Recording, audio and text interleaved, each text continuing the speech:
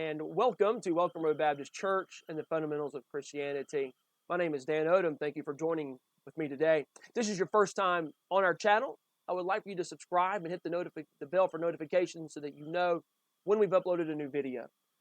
Recently, I was studying and reading through the book of Psalms and reading a book that dealt with certain topics in the book of Psalms. And as I was reading the book, I came across Psalm number 13. And some of the things that the author said in the writing about Psalm 13 struck me. I really never thought about some of the things that he said and from the perspective that he has said. Psalm 13 is a familiar psalm.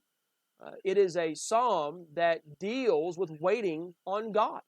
It is a psalm where David, as the author, is wanting to know how long he has to wait upon God. How long do I have to wait, Lord?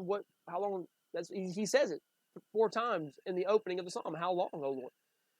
And as I was reading that psalm and meditating and studying, this thought came on my mind. And that is this: God, where are you? In Psalm number 13, most believe that it was the time before David became king. He had been anointed by Samuel around the age of 15 or 16 years old.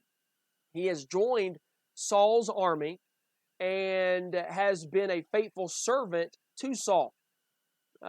Saul becomes jealous on 2 separate occasions, tries to kill David while David is in the palace serving, and David has to go on the run. David is a fugitive, and he has done nothing wrong. Now, many believe that David was on the run for maybe 7 years.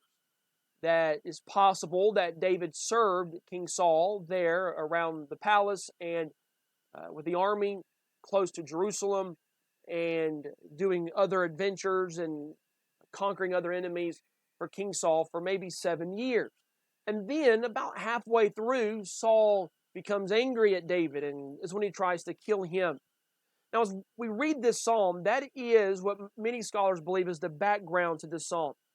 And as I thought about that background and what David is writing, when we read the verses in this psalm, you can hear the cry of David. And so there's 3 little thoughts that I'd like to share with you from Psalm number 13 that I hope will be a help to you in your Christian walk. And the first is simply how David feels, David's feelings. Psalm 13 and verse 1, David writes, "How long wilt thou forget me, O Lord? Forever? How long wilt thou hide thy face from me? How long shall I take counsel in my soul, having sorrow in my heart daily? How long shall mine enemies be exalted over me?" Now that's very powerful. David has already been promised by God that he would be king over Israel. And yet David is on the run. David is getting further away from the palace. David is getting further away from being king. David is an outlaw. He is a criminal.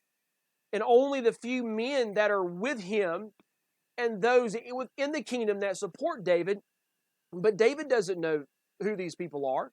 David doesn't know those within the kingdom that are supporting him. You know, Jonathan is on his side, but he's getting driven further and further and further away from what appears to be the will of God for his life. And we see how David feels. David feels forsaken. David feels forgotten. David feels as though God has dropped him in the middle of the wilderness and said, "Have fun, young man, have fun. Make your own way." And David is revealing that he feels as though God has forgotten him. He wants to know how long this is going to last. How long am I going to have to be forgotten? God, do you know where I am? There's not, listen, most Christians have gone through this time in their life at least one time. Sometimes we go through these feelings multiple times within a month's time, within a year's time. We feel this way. But not only do we see what David felt, but we also see what David was fearing. Now listen to what he says. He says, "Consider and hear me, O Lord my God." Now what a powerful statement. God, you have forgotten me. How long are you going to forget me? And what is David fearing? God, are you going to ever hear me? Are you ever going to answer me? Consider and hear me. Lighten mine eyes, lest I sleep the sleep of death. Now, David was fearful. Some believe that David feared truly for his life. And when you read the Old Testament passages, that would be very obvious to consider that point and to see that. Saul was trying to kill David. Lest mine enemies say, I have prevailed against him, and those that trouble me rejoice when I am moved. Now, what is David saying? David says, God, you've promised that I would be king. You've promised that I would be at this place one time. But God, unless you intervene, the enemies will win. Now, David is afraid that God is not going to show up. We see what David has felt, and we see what David is fearing. Everyone in their Christian walk, at one time or another, has feared this. We were afraid that God had forgotten us. We were afraid that God would not hear our prayers. We were afraid that God had dropped us in the middle of the lion's den, and He wasn't going to stop the mouths of the lions like He did for Daniel. We're about to be thrown in the fiery furnace, and God's not going to protect us as He did the 3 Hebrew children. Now, please understand, as children of God, we don't have a promise that He's going to protect us from the fiery furnace or from the lion's den. We don't know that.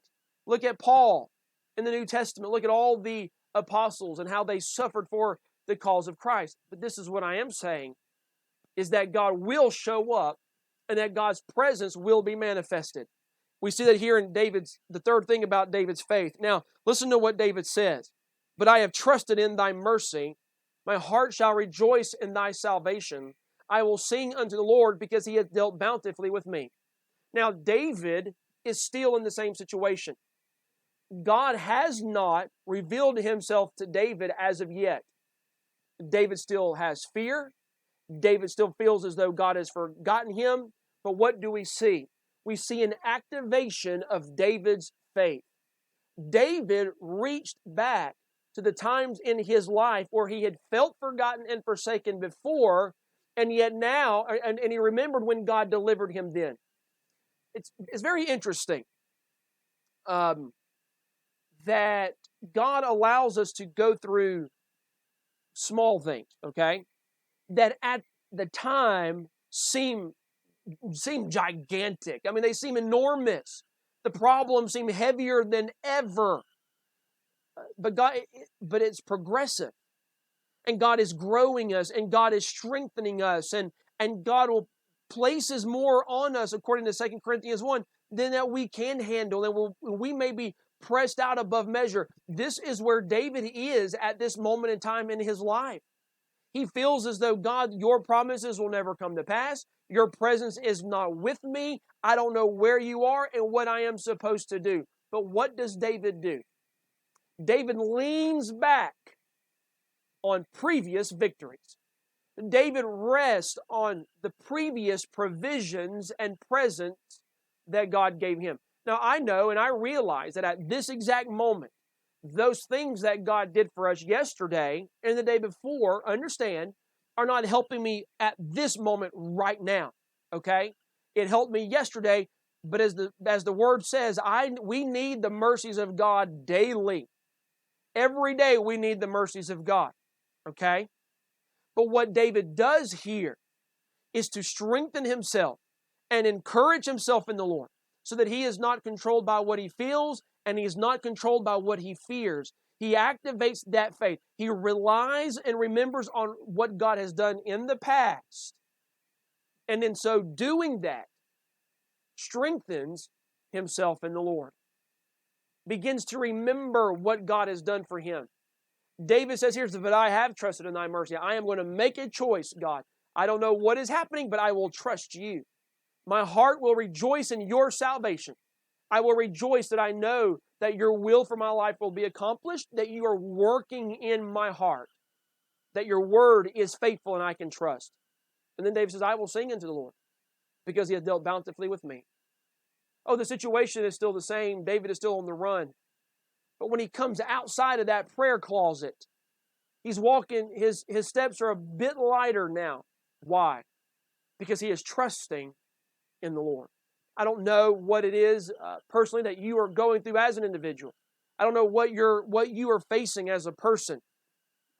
But trust in God. Rely on the Lord.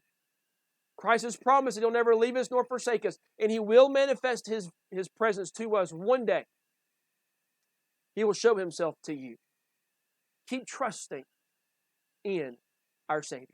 May the Lord bless you as you continue your walk of faith with Christ.